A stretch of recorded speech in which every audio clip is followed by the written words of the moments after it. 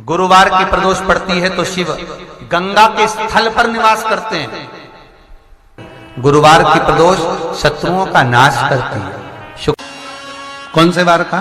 गुरुवार का प्रदोष पड़ जाए, बृहस्पतिवार का यदि प्रदोष पड़ जाए तो प्रदोष के दिन प्रदोष काल में, प्रदोष के दिन प्रदोष काल में किसी शिवालय में जाएं, शंकर के मंदिर में जाएं, एक ही दिए के अंदर एक फूल बाती, कैसी बाती है? फूल बाती, और उसी दिए के अंदर एक लंबी बाती, दो बाती। कौन सी बाती हैं? जम के बोलो जरा। एक फूल बाती, एक लंबी बाती, दो बाती। एक ही दिए के अंदर फूल बाती, लंबी बाती दोनों रख लें। थोड़ा सा घृत की बातियां, तेल की बाती नहीं, घी की बाती रखें, और दोनों बातियां उसमें रखकर 3 बेलपत्र भगवान शंकर के मंदिर में लेकर जाएं। दिए को भी प्रज्वलित नहीं करना है।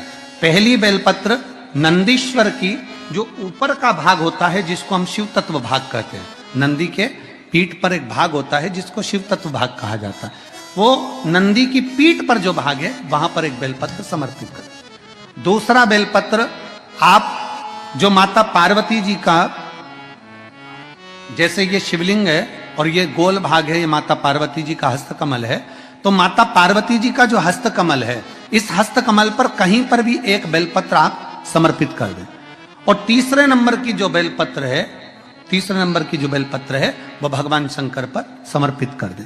जो दिया आप लेकर गए हो मंदिर में, उसी दिए को नंदी और महादेव इन दोनों को दर्शन कराते हुए अगर मंदिर के अंदर लगाने दें दिया तो ठीक है, ना लगाने दें तो दीप को बीच में बस स्पर्श कराकर भले बाहर जाकर लगा दो, पर प्रयास करो वो दीप, वैसे तो बीच में नंदी और शिव के मध्य में वो दिया स्पर्श होना चाहिए।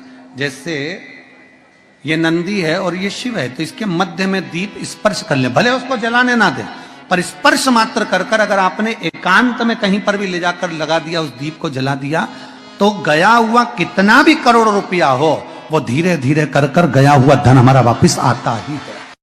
कोई खाकर भी बैठ गया तो देगा जरूर, वो धन आएगा जरूर, कैसे भी आएगा, पर अपनी संपदा वापस। शिव तत्व की प्राप्ति है, भगवान शंकर की प्राप्ति।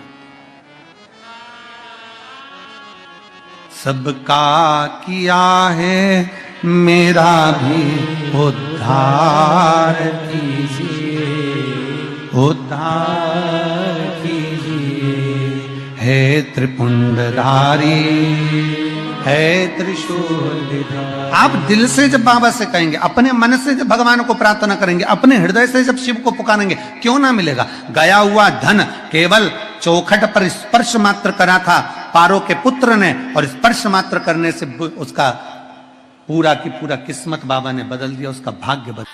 फिर लिखा शिव महापुराण में, बड़ा सुंदर लिखा वेदव्यास जी ने, मान लो आप प्रदोष का व्रत नहीं कर सकते, आप अगर व्रत नहीं कर सकते तो प्रदोष के दिन, प्रदोष काल में शाम का समय, सूर्यास्त का कुछ पल, कुछ घड़ी के पहले से लेकर बाद तक का प्रदोष काल के अंतर्गत आप शंकर जी के मंदिर में जाकर 1 लोटा पानी, 5 बेलपत्र भी अगर समर्पित करते हैं तो संपूर्ण प्रदोष का फल आपके भाग्य में प्रबल हो जाए। शिव महापुराण में इसका शिव कथा कहती है, नंदी का एक पांव जो ऊपर होता है, आप लोग दर्शन करे होंगे शंकर जी के मंदिर में नंदी के, तो नंदी का एक पांव उठा हुआ होता है, एक पांव नीचा की ओर होता है।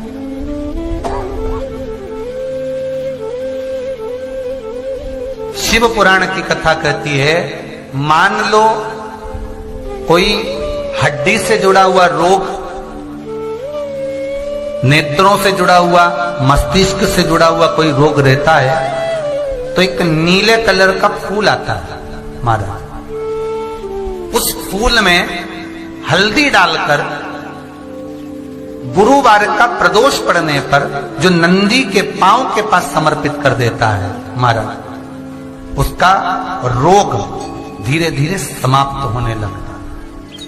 लिंग पुराण कहती है कि नंदीश्वर भगवान के सामने जो पुष्प समर्पित करा जाता है उसको, ये तो लिखा था स्कंद पुराण और शिव पुराण, लिंग पुराण कहती है जो फूल आपने समर्पित करा उसको लाकर पानी की बाल्टी में डालकर आप स्नान भी कर सकते हो, उससे भी हड्डी के जितने रोग होते हैं उसमें आराम लगने लगे। जैसे कहीं शरीर नहीं चल रहा, हाथ झुन्न पड़ रहा है, हाथ काम नहीं कर रहा, हाथ में झुंझुनी आ रही है, कंपन आ रहा है, उसमें भी ये प्रयोग काम। पर होना चाहिए बृहस्पतिवार की प्रदोष। कौन से वार की? बृहस्पतिवार, गुरुवार की प्रदोष। प्रदोष के दिन देवता भाग्य लिखते हैं और महादेव भाग्य पलट देते हैं। देवता भाग्य लिखते हैं, तुम्हारी किस्मत में लिख दिया कि तुम्हें यह तकलीफ है, तुम्हारी किस्मत में लिख दिया ये दुख है, तुम्हारी किस्मत में लिख दिया ये बीमारी है, तुम्हारी किस्मत में लिख दिया ये कष्ट है, तुम्हारी किस्मत में लिख दिया तुझे ऐसा करना है। ये तुम्हारा भाग्य लिखा, वो देवताओं ने लिख दिया, विधाता ने लिख दिया। पर विधाता का लिखा भी कोई पलट सकता है। मार्कंडेय भगवान को उम्र थोड़ी सी मिली थी, पर शिव की आराधना करने से उम्र बढ़ गई।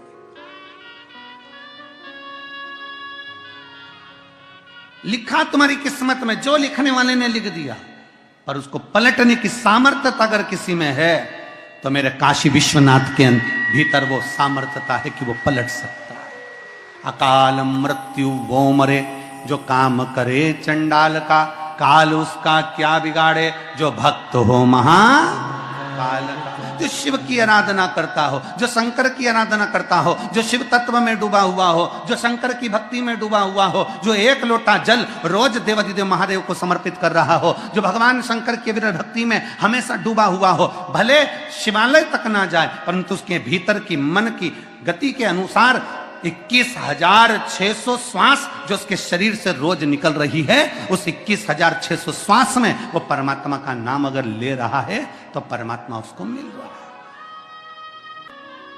कल भी कथा में कहा था कि मंदिर नहीं जा सकते तो उसकी चौखट का दर्शन कर लो। उसके दरवाजे के द्वारपाल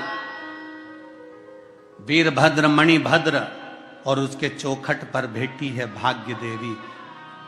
शिव महापुराण की कथा कहती है जो शंकर भगवान के, आप कभी अगर मौका लगे तो प्रयास करा करो कि शंकर के शिवालय में जब आप प्रवेश करें, शंकर भगवान के शिवालय में जब आप जल चढ़ाने के लिए जाएं तो वहाँ जो मुख्य जो गर्भगृह की जो चौखट होती है, गर्भगृह की जो चौखट होती है, प्रयास करना चाहिए कि उस गर्भगृह की चौखट को प्रणाम करना चाहिए। और प्रयास ये भी करो कि गर्भगृह की जो चौखट होती है उस पर लात न रखते हुए आप उस चौखट को लांघने का प्रयास करा करो।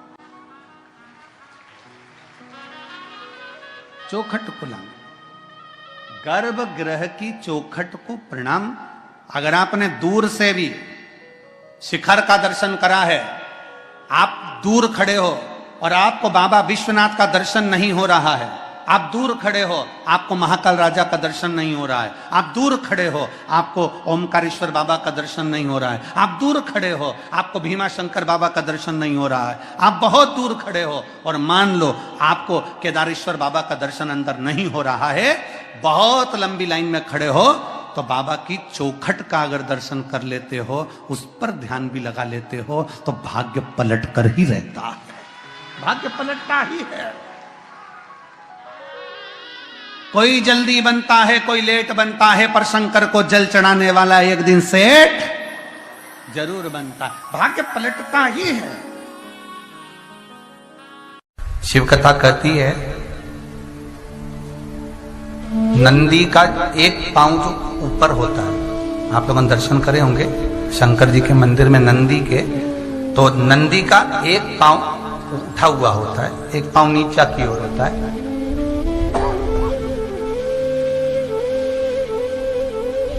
शिव पुराण की कथा कहती है मान लो कोई हड्डी से जुड़ा हुआ रोग,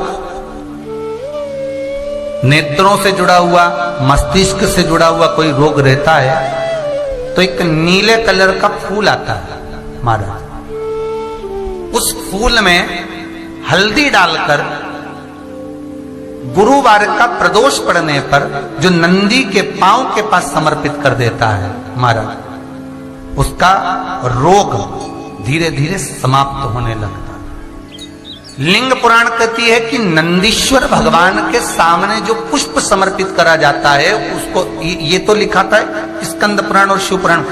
लिंग पुराण कहती है जो फूल आपने समर्पित करा उसको लाकर पानी की बाल्टी में डालकर आप स्नान भी कर सकते हो, उससे भी हड्डी के जितने रोग होते हैं उसमें आराम लगने लगे। जैसे कहीं शरीर नहीं चल रहा, हाथ झुंड पड़ रहा है, हाथ काम नहीं कर रहा, हाथ में झुंझुनी आ रही है, कंपन आ रहा है, उसमें भी ये प्रयोग का पर होना चाहिए बृहस्पतिवार की प्रदोष। कौन से वार की? बृहस्पतिवार, गुरुवार की प्रदोष। 26 प्रदोष में से कोई भी प्रदोष का दिन हो और प्रदोष काल में आप अपने घर से जल और एक हाथ में घी का भरा हुआ दीप लेकर जिस दिन शंकर के मंदिर में जाते हो, शंकर को जल चढ़ाकर हाथ का स्पर्श जलाधारी पर कर कर शिव मंदिर में दीप प्रज्वलित कर देते हो, 26 प्रदोष का पुण्य फल उसी क्षण प्राप्त होगा।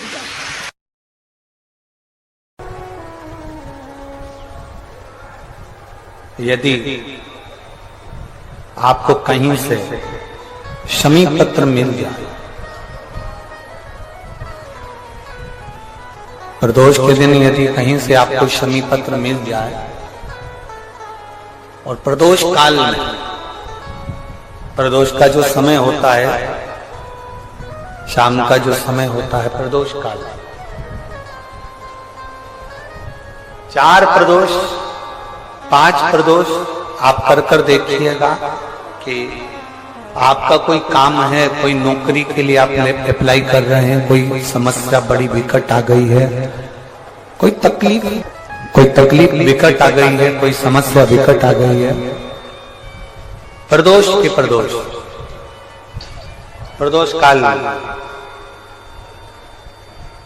अगर एक शमी पत्र भी आप घर के शिवलिंग को, अब ये करने के लिए आपको मंदिर पे शिवलिंग नहीं जाना, अपने घर में जो शिवलिंग, चाहे वो स्फटिक का हो, पारद का हो, कंकर शंकर का हो, लकड़ी का हो, जो शिवलिंग तुम्हारे घर में, कांच का हो, चाहे वो नर्मदा के कंकर का हो, नर्मदेश्वर हो, पाषाण का हो, जो शिवलिंग चांदी का हो, सोने का हो, तांबे का हो, पीतल का हो, जो शिवलिंग तुम्हारे,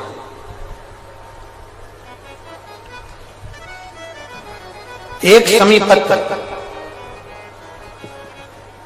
यदि आप भगवान शंकर के शिवलिंग पर समर्पित कर रहे हो और उस शमी पत्र को उठाकर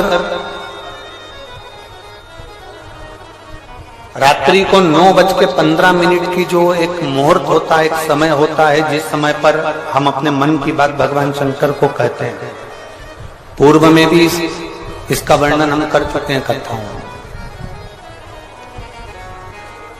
उस 9:15 पर वो शमी पत्र को उठाकर एक कागज में, एक कटोरी में उसको रखते थे। 4 या 5 प्रदोष के उस शमी पत्र को अपने पास में रखिए और जिस कार्य के लिए जा रहे हो उसको जेब में ऊपर के भाग में उसको रखकर लेकर जाइए, आपका वो कार्य सफल होकर ही रहेगा, वो रुक नहीं सकता। शमी पत्र में इतना बल होता है, प्रदोष का जो शमी पत्र होता है वो बड़ा बलवान होता है, बड़ा प्रदोष, शिवरात्रि, सोमवार की अष्टमी, प्रदोष भी हर महीने आती है, शिवरात्रि भी हर महीने आती है, सोमवार भी हर महीने 2, 3, 4, 5 पड़ी जाती है। सोमवार की अष्टमी जरूर साल भर में 4 या 5 आता है। सोमवार, प्रदोष, शिवरात्रि, सोमवार की अष्टमी, ये वो तिथियां हैं, ये वो वार हैं। अगर कोई भूल से भी शंकर भगवान के शिवलिंग का निर्माण करता है या अपने घर में रखे हुए शिवलिंग पर शमी पत्र को समर्पित कर देता है तो जिंदगी में उसका बाल बांका हो ही नहीं सकता। प्रदोष के शमी पत्र में बल होता है। शिव की कृपा कितनी है आप पर, जरा विचार करिए। जगह जगह जाकर प्रार्थना कर ली, निवेदन कर लिया तो भी तुम्हारा अगर कोई काम ना बने, तब एक काम जरूर करना, एक बेलपत्र, एक शमी पत्र, एक कनेर का फूल देवाधिदेव महादेव को प्रत्येक प्रदोष के दिन शिवजी को जल चढ़ाकर समर्पित करना प्रारंभ कर दो। 2 या 3 प्रदोष निकलेगी, मेरा देवाधिदेव महादेव तुम्हारी झोली खुशियों से भर। किसी भी प्रदोष के दिन, प्रदोष काल में एक बार लगा दे, उसके बाद में अपनी कामना कर कर बेलपत्री। एक छोटा सा उपाय अवश्य करिएगा। अगर बच्चे कोई एग्जाम में बैठ रहे हैं या कंपटीशन एग्जाम है या नौकरी के लिए अप्लाई कर रहे हो, मान लो 4-6 महीने से बैठे हो, 8 महीने से बैठे हो, सर्विस नहीं है, नौकरी नहीं है, तो एक छोटा सा उपाय अवश्य करिएगा शिव महापुराण का। महाराज बेलपत्री के पेड़ के नीचे विराजमान होकर, बेलपत्री के पेड़ के नीचे जिसको नौकरी के लिए या एग्जाम में बैठ रहा है वो जल चढ़ाए, बेलपत्री के पेड़ के नीचे थोड़ा सा दूध चढ़ाए, फिर जल चढ़ाए और अपने राइट भाग में घी का दिया और अपने लेफ्ट भाग में तेल का दिया। किसी भी प्रदोष के दिन, प्रदोष काल में एक बार लगा दे, उसके बाद में अपनी कामना कर कर बेलपत्री के पेड़ के नीचे धोख लगाकर प्रणाम कर कर जाए और चले जाए इंटरव्यू के लिए, बाबा उत्तीर्ण करा ही देगा, नौकरी दिलाए। जितने सब लोग जम के तो बोलो जरा, जानते हो ना सब, मिट्टी का पार्थिव शिवलिंग का निर्माण जब हम करते हैं तो दुनिया के लोगों को लगता है कि हमने शिवलिंग बनाया, हमने शिवलिंग बनाया एक, तो एक शिवलिंग के पूजन का फल मिल रहा है। ये दुनिया के लोगों को लगता है कि एक शिवलिंग के पूजन का फल मिल रहा है। पर शिव महापुराण की कथा कहती है पार्थिव शिवलिंग का निर्माण करना और उसकी पूजन करना, उसका मतलब है पार्थिव शिवलिंग को बनाने में जो मिट्टी हम एकत्रित करते हैं, उस मिट्टी में जितने जितने बारीक बारीक कण होते हैं, एक एक धूल का कण, मिट्टी का कण जितने एकत्रित होते हैं शिवलिंग को बनाने में, आप शिवजी का जब स्नान कराते हो, पूजन कराते हो, बेलपत्र चढ़ाते हो, तो जितने मिट्टी के अंदर बारीक बारीक कण होते हैं जिससे जुड़कर पार्थिव शिवलिंग का निर्माण होता है, वो 1000 करोड़ शिवलिंग की पूजन एक साथ हो जाती है। एक ही बार में उतना फल हमारे खाते में चले जाता है, उतना फल। शंभो